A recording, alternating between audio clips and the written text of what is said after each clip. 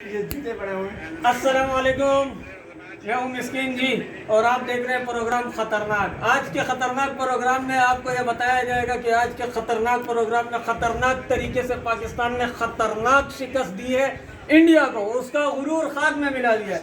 इस खुशी में अख्तर अपनी कुल जमा पूंजी जो कि 150 रुपया बनता है वो निछावर करने वाला है। हाँ बेटा ये लो बगैर गिने लो, ये लो उस्ताद बगैर गिन के लो, वापस दे देना। ये लो उस्ताद, ये शरारती बच्चा 500 मांग रहा है। ये लो उस्ताद, ये लो उस्ताद। नहीं मेरे ऊपर नहीं, ये 1000 वाला और आखिर में उन लोगों के लिए पैगाम है जो पाकिस्तान का नमक खाते हैं, पाकिस्तान में रहते हैं, सारी ज़िंदगी उन्होंने पाकिस्तान में गुजारी और मैच शुरू होने से पहले, मैच के दरमियान तक, मैच के अख्तिताम तक उनका ये कहना था कि पाकिस्तान ये मैच नहीं जीत सकता।